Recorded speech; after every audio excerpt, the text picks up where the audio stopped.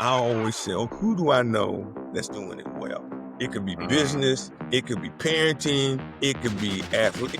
Who's the best of the best? Because I don't need to make the same mistakes. If I have an argument with my wife, I don't care how good a coach I am, I got issues and I got blind spots because I'm in the fight. In the fight, you gotta have somebody from the outside with a different perspective. Discipline to me means do what you say you're gonna do. If I tell somebody I'm gonna be someplace at a certain time, it ills me to waste people's time because time is the only thing we don't get more of. This is the Relentless Pursuit of Winning podcast, where we are here to educate, equip, and inspire people to build extraordinary companies. We're so glad you're here. Don't forget to like, subscribe, and hit the bell so you can get updates every time we drop a new episode. Now let's get it started. Hey guys, this is the Relentless Pursuit of Winning podcast, and we are back at it again. In our studio today, we have Carl Sharperson Jr. How are you today, sir? Man, I'm doing great. How are you? I'm doing fantastic. The weather getting better. You know, we're getting closer to summer. That always makes me happy. I know what you mean. Awesome. Folks, before we get into it, as usual, I would just kindly request that you like, subscribe to the show, make sure you get updates every time we drop a new episode. Now, without further ado, let's get into it. So, Carl, you've had, a number of great experiences in your life, and I know that you put together a book. Before we get started, what's the most important thing you want people to get out of this episode? I think the most important thing I want people to get out of the episode is some stories and some tools that they can use to be successful in the business world, in their family, in their community, in their church, to help this world be a better place. I love that. I love kind of that global citizen outlook. It's like we don't operate in a bubble. We don't operate just in our houses. We operate with a whole lot of other people, and the things that we do and the decisions that we make impact more people a lot of times than we even realize. So I love that. Do us a favor. Give us a little bit of your background, where you came from and what you've done, over the past, X number of years. Okay. I was born in Washington, D.C., where everybody in the neighborhood looked like me. At the age of 14, my dad decided to move us to Spotsylvania, Virginia, go from an environment where everybody looks like me and knows me to an environment that nobody looks like me and they don't want me there. Got called names. It was a very important stage in my life. I learned a lot of lessons at a very young age. I learned at a very young age that everybody wants the same thing. They want to be loved. They want to be respected. And they want to be successful. And I learned that because I was in that environment that I could not get out of. So I had to force myself to learn and navigate that. I'm playing football my senior year in high school. I'm the most valuable player of the football team. My high school coach was the third most influential person in my life besides my parents. He's the one that sent the recruiter to my high school to recruit me to play football at the Naval Academy. I graduated from high school in 1971. Vietnam War was still going on. My dad always told me, never turn down an opportunity that you haven't been offered. So I listened, went home and talked it over with him. He's a World War II Marine. He says, it's a pretty good opportunity, son. No money out of your pocket. Nobody else is offering you scholarships. I says, okay, I'm going for it. I did not get in initially. My GPA and my SAT scores were not competitive. But the Naval Academy Foundation offered to send me to a preparatory school in Harlingen, Texas. First time I'd ever been on a plane. I got off the plane, played football there, learned to study. But one of the other things I learned was there was another group of people that were being marginalized that didn't look like me, and they were called Mexicans. Right? I'm thinking, wow. At the time, it didn't make a whole lot of sense. But as I got older and I reflect, I remember that. So anyway, I reapplied to the Naval Academy, got in, and I was the only Black in my company, right? But because of what I learned in Spotsylvania, Virginia, it helped me navigate that. Because I knew that when people say stuff, sometimes they don't know what they're saying, right? But I understood that it's not what you call me, it's what I answer to that's important. Yeah. So I studied, played football while I was there. My high school coach, again, was the third most influential person in my life. So when I went out for football for the first time, we got our pads and he gave a talk I'll never forget. He said, you got your pads today. If you don't want to play, turn them in. No harm, no foul. But if you come back tomorrow I need you to stay until the end of the season because quitters never win and winners never quit. He said, if you quit my football team, you might quit school. Quit school Mhm. and get married, you might quit your spouse. Have kids, you might quit your kids. But once you quit the first time, it's easier to quit the next time. So I developed a mindset at a very young age that I would never quit. I graduated from the Naval Academy, decided I wanted to go into the Marine Corps, play football. Mhm. And not only did I want to go into the Marine Corps, I said I wanted to become a pilot. So I went to flight school. In Wow. flight school, the first day of ground school, they tell you that the attrition rate is 66%. So only 1 out of 3 of y'all are going to get your wings. For people that look like me, it was 1 out of 6. I knew that number, right? So anyway, but I looked to the left, looked to the right, said, y'all not going to be here, but I'm going to be here because Coach Sparks said quitters never win, winners never quit. I matriculated through that, got my wings, was a pilot in the Marine Corps. I was the only black pilot in my squadron. you know. But again, those same lessons that I learned apply. Got to see a lot of the world, realize that there's no place like America. I can remember we steamed out of North Carolina. I can remember coming back after 6 months, kissing the ground, saying, you know what? We have our problems, but I'd much rather be in America than someplace else. So after 5.5 years, I decided to get out of the Marine Corps. So I started working for Procter & Gamble in Albany, Georgia. What was unique about that opportunity and that company and that plant was in 1971, that plant was founded. And the leadership of Procter & Gamble said they wanted to hire the same multicultural mix as the community. Part of the success of that organization was the diversity that they had. We were the best performing plant in the system, and they actually used to send people from other plants to come train to see what we did organizationally and leadership wise. Right. Then I get transferred to Cincinnati, Ohio, which is corporate headquarters. So I go from a plant environment where you're dealing with a lot of people to a staff role, Mhm. right? While I was in that staff role, I made it my point to learn from the best of the best. So I would call people up. I called the vice presidents, people that looked like me, people that didn't look like me. And I'd say, my name's Carl Sharperson. We've never met before, but I'd like to sit down with you and learn from you. I never got turned down from all of Mhm. them, right? I went to the mentoring program. And during the mentoring program, I said, I need to have a meeting with Mr. Peppers. So I went up to Mr. Peppers and said, my name is Carl Sharperson. We've never spoken before, but we have a lot in common. He says, really, what's that? I said, I like to mentor young people. You like to mentor young people. He said, oh, wow, that's interesting. I said, I'd love to sit down with you and have a conversation about that. He said, oh, I'd love to do that. 2 weeks later, I'm in the president of Procter & Gamble's office having a mentoring conversation. I'm at Procter & Gamble 7.5 years. I moved to Frito-Lay in Indiana. So I go from a paternalistic organization. Procter & Gamble they hired people, promoted them, and that's kind of what they did. Frito-Lay would steal people from P&G, Coca-Cola, and other companies and say, look, you got the skills, here's the money, go make it happen. But the thing about their culture was we need the numbers. It's all about cost. So those are two totally different cultures. I learned from both of them. After about 3 years at Frito-Lay, I said, you know what? This isn't the culture I want to work in. So then I took a job with Colgate-Palmolive in Topeka, Kansas. The subsidiary was called Hill's Pet Nutrition. We made science diet and prescription diet cat and dog food. Yeah. So I go to that organization and I'm assigned as a plant manager. First time I ever worked in a union facility. We had the oldest equipment, the oldest people, 20% of the workforce could not read. And we took a very traditional union organization where people could only do one job and transformed it into a high performing work system where people could do multiple jobs. I took all the skills that I learned in the military, Procter & Gamble, Frito-Lay, and I learned that, everybody wants the same thing. So you have relationships with people, find out how they can help you, meet their needs, and they'll break down walls for you. Well, so I'm at that plant for 3 years as a plant manager, took a staff job for 3 years, constantly moving west, parents living in Virginia, wife's from Florida, and I wanted to get back.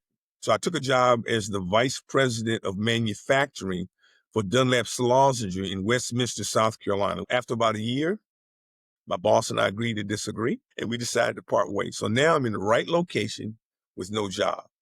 Says, you know what? I need to cut bait, focus on entrepreneurship.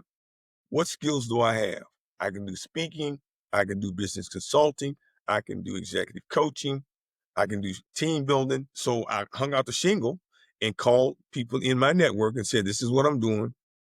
Who do you know that can give me some work. And that's kind of how I started building my business. And then after doing that for about 10 years, I started doing professional recruiting also. So basically what I do now is I do speaking, I do business consulting, executive coaching, strategic. I basically help individuals and organizations get clear about what they want to do and where they want to go. Mm. And then I help them develop strategies. That's 2 or 3 things that they can focus on that will give them 80% of the results that they want to get, and put together a game plan or a roadmap to do that. So that's kind of what I do now. I've authored 2 books. The first one's called Sharp Leadership, Overcome Adversity to Lead with Authenticity. About 2017 is when I wrote that book. It's all about my life, how to navigate this life. It's all my lessons on how to be successful from 0 to 65.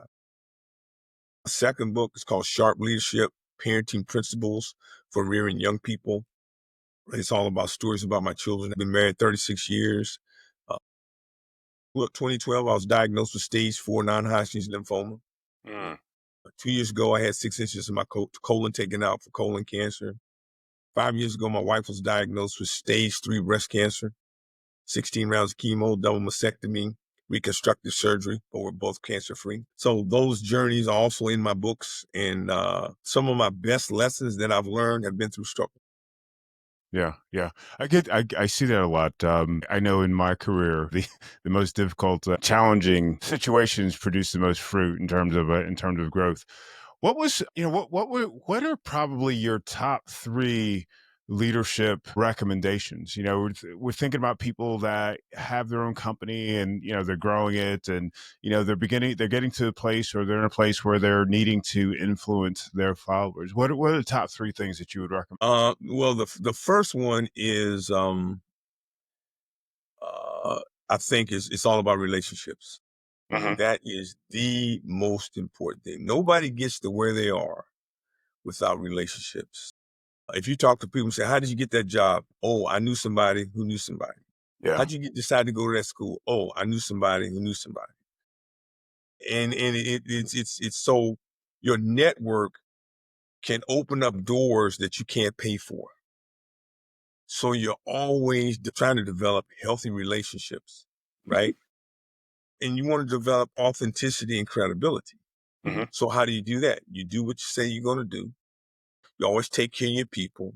You help people. So you create an example of leadership, an example of helping people, an example of doing what you say you're going to do. So Yeah. you take the relationships that you build, they see that in you and they want to help you, right? And I Okay. would say the third one is having priorities. For me, my priority, number 1 priority is faith. Number 2 is family. Number 3 is friends. Wow. Wow. Okay. And how do you leverage those? I mean, as a leader, we're thinking in terms of guiding people places that they've never been before. Ideally, we're thinking, growth oriented organizations, we're going whenever we experience change. Change is difficult. How do you establish that trust, or how do you really guide your teams through some of those difficult challenges that businesses go through? Where, I mean, thinking specifically, COVID. During COVID, everything changed. All the rules changed. Everything that we knew changed. You know, so how did you guide, or how would you recommend a leader guide their team when going through a difficult situation, perhaps at that level, perhaps, something a little bit different than that? COVID is a great example. One of the things I learned at the Naval Academy that has always stuck with me is Hmm. you always get more than you can handle. Mm. They're going to put more on you than you can handle. So Yeah. what that does is it forces you to prioritize. So when stuff happens, the first thing I do is say, okay, I got to assess the situation, get all the data I can. Okay. Then I got to prioritize what's important, you know, put together a plan and then execute the plan and keep my head down, right? If you don't have that mindset, you can get analysis paralysis and just, head spinning, not doing what to do. You end up doing nothing. You got to do something, and that doesn't mean you're going to be right all the time. But sometimes if you do something, you say, that wasn't right, so let me do something different, as opposed to just standing there like a deer in the headlights. Hmm. Hmm. And the other key thing I think is anything that I want to do, I always say, okay, who do I know that's doing it well across the board? It could be Mm. business, it could be parenting, It could be athlete. It doesn't make any difference. Who's the best of the best? I can read it. I can talk to them, some combination. Because I don't need to make the same mistakes. If I'm going around this corner and somebody tells me, you don't want to go there because there's a train coming down the track, I don't need to go see the train and get hit. I'm going to take that learning and build on it. So you want to take people that are successful, that becomes your floor. Their success, their altitude is your floor, and then you kind of catapult upon that. I like that. I like that. Their altitude is your floor. That's brilliant. That's brilliant. Yeah. What was the most important thing that you learned as a leader, and how did you learn it? I'm not sure if the most important thing, but one of the most important things that I learned was when I was at Procter & Gamble, we started up Love's Diapers. We had a very successful startup. My boss was a 1972 Naval Academy graduate who was in the Marine Corps. So we do this startup together. I worked for him, and we had our first performance evaluation. I had my first performance evaluation, right? So the way it worked was he would take his input as well as his peers' input about how I was doing. So I had a meeting with him, and then I had to take things like key performance indicators, leadership, results, and whatever the KPIs were, and write down what examples of what I had done and how I'd done it and things like that, right? And then he did the same thing along with his peers, right? So we have this meeting. I tell him what I think, how I'm doing and what I've done. And he gives me the feedback, and it wasn't good. I was dejected. And he says, well, what are you going to do? I said, I don't know. I said, if that's what they perceive, then how can I change perception? He says, you can. He says, what you need to do is you go back to these individuals that I talk to, sit down with them and say, this is the feedback I got. What are your suggestions on how I can turn this around? And that's what I did. 6 months later, when I had my feedback, totally different. Okay. So what did I learn from that? That was transformational, because one of the most important skills that you need to be able to do, whether you're the boss or your subordinate, it doesn't make any difference. You got to be able to listen to people, people that have ideas different, that thinks differently than you, sees things you don't see. And you got to be able to listen to that stuff. And I use the example of you take it in. The things you can use, you chew up and you swallow as nutrients. The stuff, the bones you can't use, you spit out. But you want to hear it. You don't want people saying, I'm not going to tell Carl that because he can't handle it. I can handle the truth. So tell me the truth. And if you happen to be a person that looks like me and you're in an organization where people don't look like you, you got to go to people and say, give me some feedback. Because if you don't, the first time you get feedback is you'll be heading out the door. Wow. What about, because people normally get up in arms when they hear the word feedback, because feedback is normally negative. The only time people talk to you is when you do something wrong. Yeah, absolutely.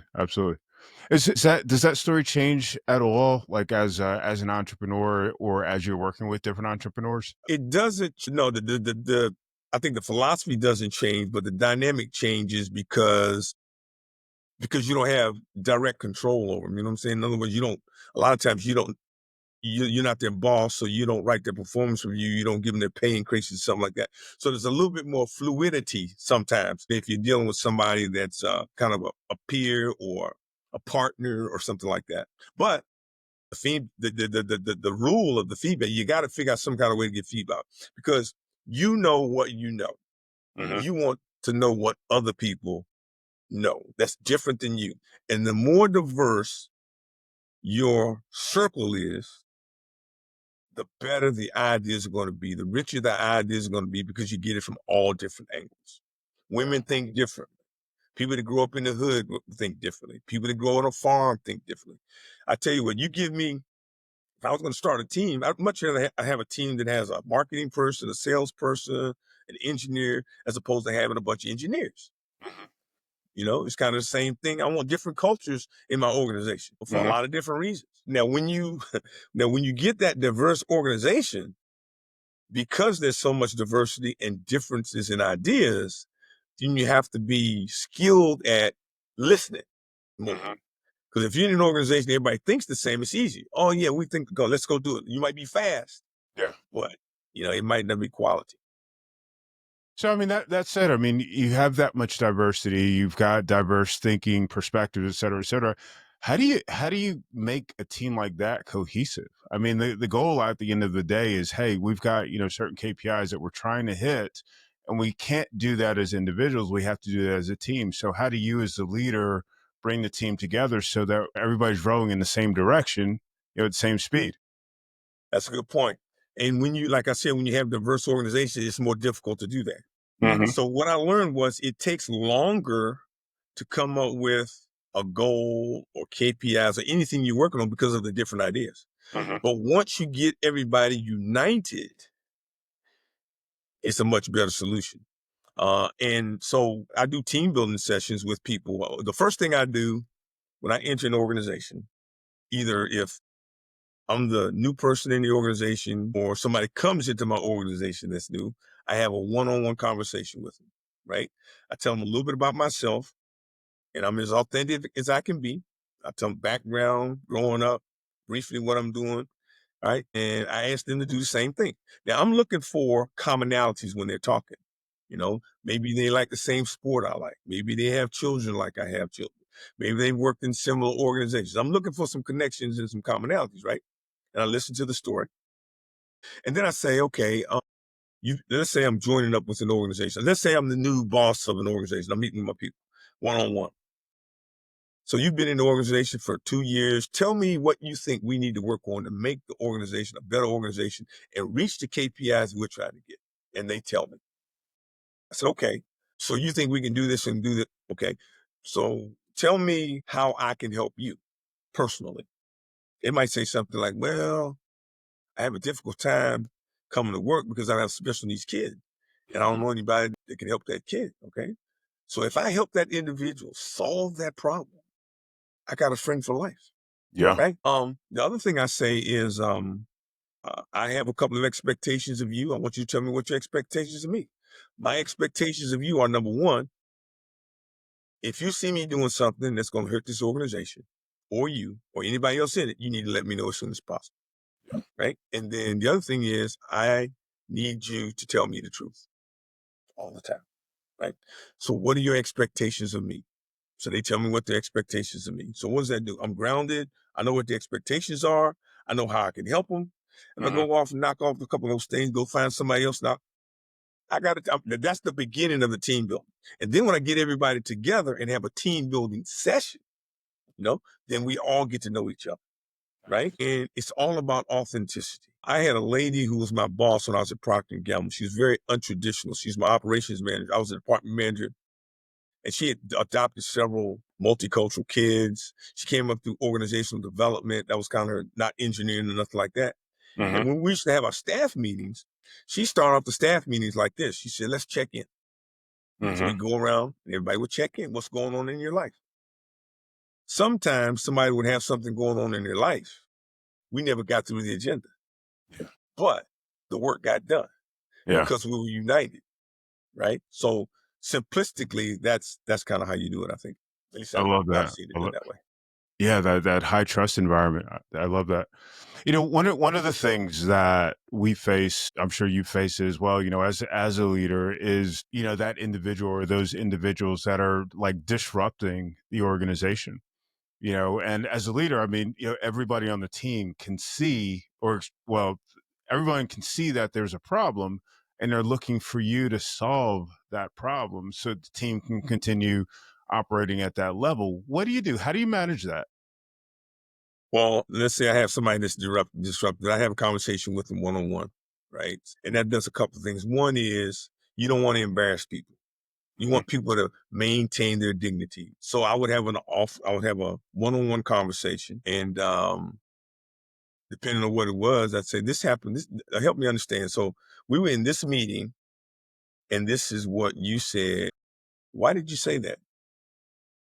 How do you think that came across to people? And just ask a bunch of questions like that, Mhm. right? Get to some understanding, right? A lot of times that's enough, right? Sometimes people don't get it, don't want to get it, or whatever. Or let's Mhm. say they choose that they're not going to listen to me, and that happens. Mhm. Some people Mhm. say, I'm not going to work for somebody that look like you, right? Okay, if that's a different conversation, it's a private conversation. Mhm. It's kind of like, okay, well, we probably need to part ways. Or what do I need to do to change your behavior, Yeah. And sometimes I'll have a performance, let's say I have a person on a performance improvement plan. So they're not performing how they need to perform. It could be uh, results, or it could be personality or some combination. It doesn't make any difference. But anyway, for whatever reason, I've decided they need a few months to get this stuff together. Otherwise, they're not going to be with us, right? So when I have that conversation, I'd say, this is the expectation. Now, if you don't meet these expectations, then you will be self-selecting yourself out. So if you're not going to Right. do these things, then what you're telling me is you don't want to be here. So just Yeah. understand that. Yeah. Yeah. So I'll tell you this quick story. It's different, but it's similar to what you're talking about. 1993, I started working for Colgate-Palmolive in Topeka, Kansas, home of Brown versus the Board of Education. Mm. And again, I'm a plant manager in this union facility. First time I ever worked in a union facility, right? I trained for a year. First day on the job, I go into my office. I see a manila envelope on my desk. I say, wow, somebody wants to congratulate me for being a new plant manager. I opened up the manila envelope. It was three things in it. It's 1993. Hangman's noose, Ugh. a note that says, we don't want you here, and a picture of six white gentlemen saying KKK New Hills employees, right? I said, somebody doesn't want me here, but they don't know who they're dealing with. I've been through this crap before. So I called in the HR manager, Mhm. the chief union store, a black guy that had been in the company for 20 years, came up through the rank, was very well respected in my operations. And I showed it to them. Mhm. They said, man, I can't believe this. I said, here's the deal. I don't want you to do anything with this. I just want you to know that I got it. And I did that because in case something went down, I wanted them to know that this was, I got this. But then I went on and continued to do what I normally do. You know, again, we had the best performing plant in the system. I had a great relationship with the union store. And then somebody told me later, they said, did you find out who wrote you the note? I says, no. And I didn't care because that's what they wanted me to do. They wanted me to chase this nonsense. I ain't chasing that nonsense, but that's an example of how do you deal with, again, this was an unknown person, trying to spew some hate. Yeah. Yeah. That's terrible. That's terrible. Do you believe in, so you come from the military background, come from, and your legacy. So your father was in the military as well. Military traditionally has had a top-down leadership approach, and corporations typically have a top-down leadership approach. Is that the same approach that you use and that you recommend, or do you look at a bottom up, or do you look at perhaps even a third type of leadership? When I look at, again, learn from the best of the best. Okay. So when I look at leaders that are best of the best, these are some characteristics that I've identified. Now, there was a gentleman that I met when I was at the Naval Academy, graduated from South Carolina State, came up through the ranks, two-star general. Mhm. He was a captain in the Marine Corps when I was at the Naval Academy. And so over the last 30, 40 years, I've run into several people that work for him in different places, on the battlefield, in garrison, in corporate. And it was a common thing that all these people said about this leader. Again, he was a general in the Marine Corps. He's currently a pastor, Mm. right? And he worked in corporate America, right? But the common thing that they said, when I was talking to General Stanley, I felt that he was always just talking to me and he would always help me, right? So the leadership style that I think that's important is a servant leadership style. If Okay. you take care of your people will take care of you. If you Yeah. don't take care of your people won't take care of you. The military a lot of times has a reputation of barking orders and top down. Military leaders that I've run into, any leader that I've run into that's been successful, takes care of their people. They do a lot of listening, and normally they're the last one to speak because Mm. they want to get the ideas from everybody else. If you're in an environment where you're talking all the time and you talk first, then some people will just jump on your bandwagon and not even think. Yeah. There's an old tradition of African chief. The African chief has people around him in a circle and ask for input. The chief is the last one to talk for that reason. So in a perfect world, if I'm a leader and I have a meeting, I say, this is the problem. What do y'all think? In a perfect world, I will listen to everything and I say, you know what? Let's say I have the same idea of a couple of them. I say, I really like that. That idea that Joe had, man, I really like that idea. Why don't we do that? So if it's my idea, but if it's somebody else's idea that I agree with, I got a whole lot more buy-in.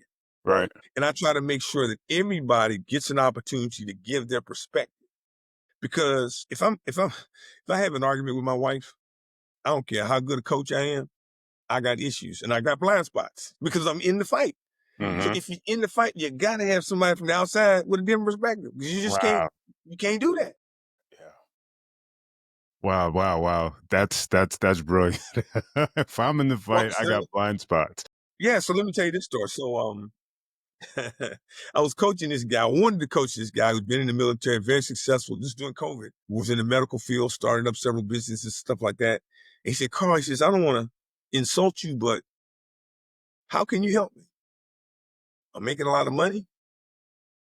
I very successful. I said, let me ask you a couple of questions. I said, let me ask you this question. What does a general in the military, a CEO of a Fortune 500 company, a pastor of a mega church, and a successful entrepreneur, what do they all have in common? He said, I don't know. I said, they don't have anybody they can talk to.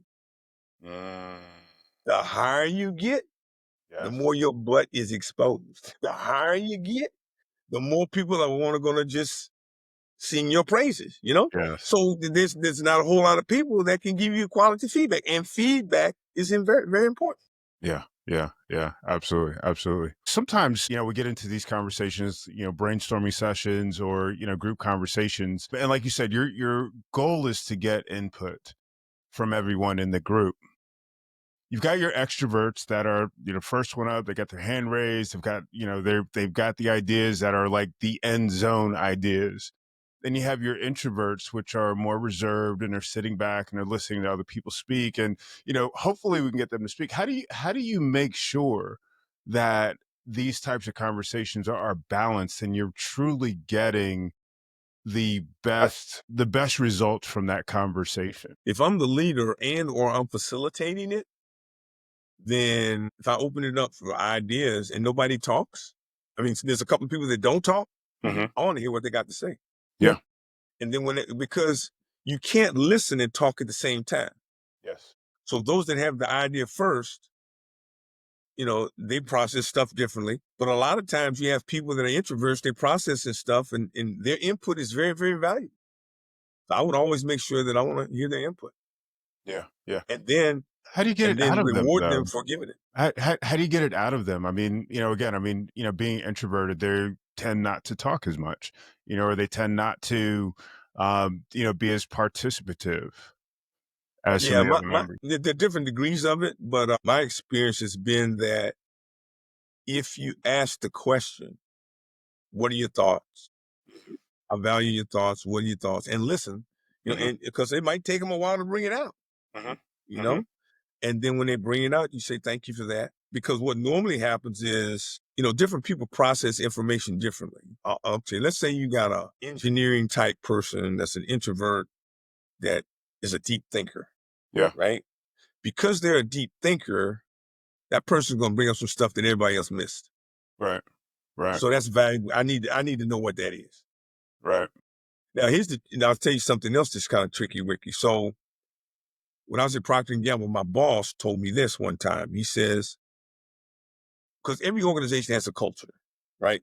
Every organization rewards certain things. Some people reward the ability to build relationships. Mhm. Some organizations reward technology. Some reward problem solving. But every organization has a culture that you get rewarded for.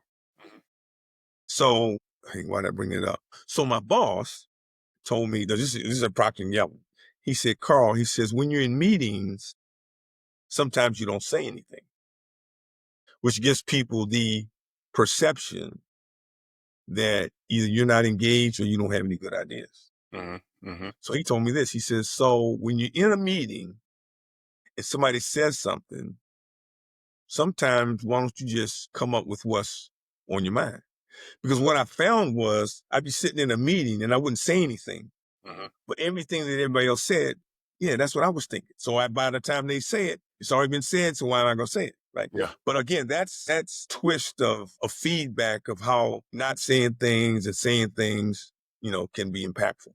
yeah, yeah. But I always remembered that.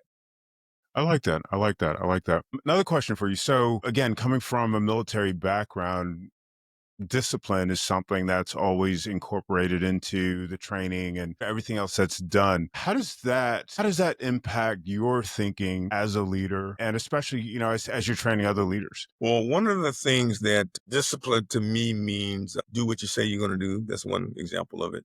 Mhm. Having the discipline. When I tell somebody I'm going to do something, I get ill if I don't do it. So it's Mm, a very small probability that I'm not going to do it. mhm, If I tell somebody I'm going to be someplace at a certain time, mhm, it ills me to waste people's time mm, because time is the only thing we don't get more of. mhm, So those are mhm. two simple examples of discipline, Yeah, right? Doing what you say you're going to do, being on time. yeah. So and I think that culture can be created. Yeah, yeah. I was thinking more along the lines of, so when I think of this, when I think about, for example, you get up, you do the things that you're going to do. You get up, you might have some devotional time, you might go exercise, you might have breakfast. You do these things repeatedly because you know that by doing them over and over again, you're going to, produce some result that's desirable.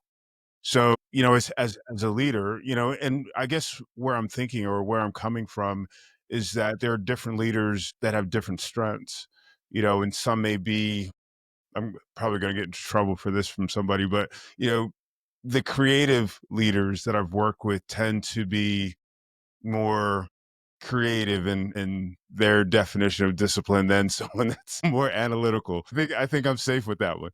So how do you work with people with different perspectives on discipline or requirements as a leader?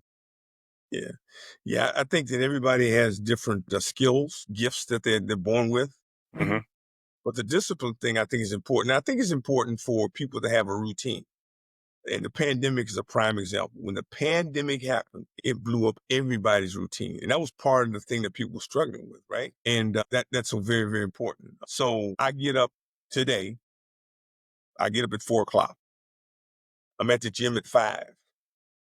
Tuesdays and Thursdays, I swim for an hour and a half. Monday, Tuesday, Wednesday, I'm doing some light weights and some stretching and some aerobics and stuff like that. That's my Monday through Friday routine. That piece I always do because it's important for me to live a healthy life, right? That's a part of my routine, right? So I do think that people need to be able to manage their time and know how they're spending their time because time is the only thing we don't have. So I get up when I don't feel like getting up. And that's an important thing to be able to do is to do things that you may not feel like doing. I might not feel like being married. It ain't about feelings. It's about commitment. So yeah, so that would be my answer.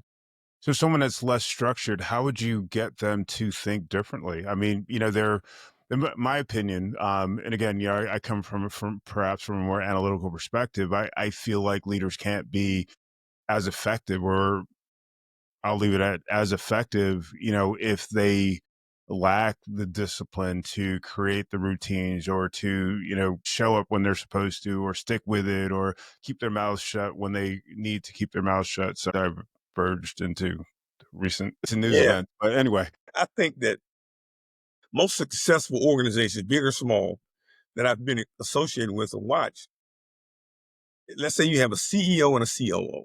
hmm, Normally, they have different skill sets. One's a visionary and one's a nuts and bolts type person. yeah, So no matter who you are and how you are, you got to find people to supplement what you don't like to do and what you're not good at. love it. Yep. That's the key. Yep.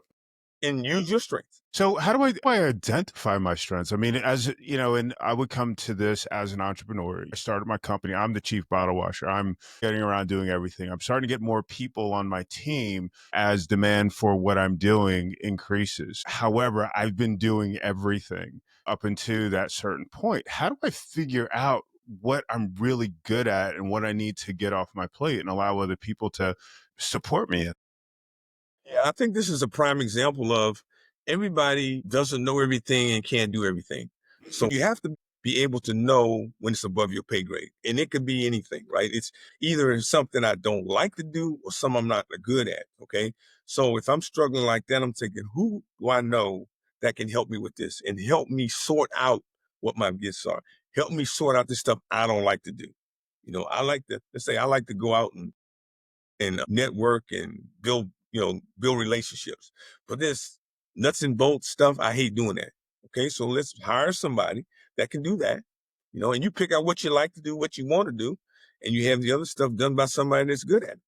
I like it. I like So it. I think the key is you reach out for number one, you got to say, I need help. That's the first thing. And that's a problem for a lot of leaders. They don't want to ask for help. Yeah. Yeah, it's tough. It's tough. It's tough. And giving that person that we're asking for help control, the authority to Right, do right, whatever right, right, it right. is needs to be done. We love to And the, micromanage. and the other thing that can happen too is I use the example of a frog. If you take a frog and you put a frog in lukewarm water and slowly turn up your heat, you'll kill it. If you put that frog in boiling water, it'll jump out. So if you're in a business and you're growing it, you're almost like the frog that's in lukewarm water and the heat's being turned up, you don't feel it. Yeah. Yeah. You Yeah. know, that, Wow. that Good that's an analogy. example. I love that. I love that. One of the things I ran into a number of years ago was I don't remember specifically what it was, but it had to do with differences in personalities. So where I tend to be more reserved, just in general. I needed a salesperson, and the salesperson needed to be really outgoing. And so we're looking at it from the perspective of being diverse, I guess, in personalities in the space. How does a leader deal with that person that is out doing their job, doing a great job every day, but just kind of grates on your nerves just because of the difference in personality types? Well, so I probably an example might be if you're don't do a whole lot of talking, Uh-huh. and whoever this other person is does all the talking, right? That's Now, it some right there. people like it that way. Some people will hang around people that do that because they kind of fill up the space. Yeah. Some people get annoyed by that. Yeah. So I think you just have to, number one, you got to understand what the goal is, right? So you determine what the goal is. So I got this goal out here. I want to make, let's say I have a business. I want to make this amount of money in this amount of time, whatever the goals are, right? Mhm. Can this individual help me get there? Yeah. Yeah. Am I willing to believe them because their skill set is different than mine? I mean, in other words, they might tell me some stuff that I don't understand. It's a Yeah. blind spot for me. So I got to figure out how to develop people that I can trust Wow. that can help me do things that see things I can't see. Wow. I love that. I love that. Brilliant, brilliant, brilliant. So we're about out of time. I want to ask you if you would, what would be the most important thing that you'd like to leave our audience with? The most important thing would be no matter what's going on, you have to figure out where you want to go. You got to have a goal. You got to have a purpose. One of the things that derails a lot of people is not having a purpose. I do some work with mentoring young people and things like that. And if you can have a person develop a purpose and a reasons for being on this earth, Mm. it's a high probability that they will do what they need to do that. Right. Yeah. In other words, if I want something bad enough, you don't have to tell me that I don't need to be drinking and driving Hmm. because I understand if I want to get there and I'm a drunk driver, then that's going to derail me. So that's setting goals, and having a purpose. I think is the most important thing. Being able to have priorities and set those priorities, and do what you say you're going to do and take care Yeah. of your people. I love that. I love that. I agree with that 100%. I've always been a big, purpose mission sort of person. It's just like if I've got that in front of me, no matter what happens, it's just like, okay, well, this is the journey. This is the journey that we're on. Cool. Why would someone reach out to you, to work with you? What would be kind of what they're experiencing, or, what their need would be? I do holistic type leadership coaching slash development. So I help individuals. So what I found is a lot of times when I work with people, it's not the X's and the O's. It's not the KPIs. It's not the strategic planning. It's stuff outside of that, Hmm. right? So I did some training at Center for Creative Leadership and called the Looking Glass Experience, which is a behavior-based business simulation. Hmm. And you run a simulation for a day, you get feedback, you debrief the rest of the week, and you find out what you need to do to be a better leader. First time I ever got accurate, timely, and specific feedback. At the end of that session, I told the lady I'd like to become a facilitator.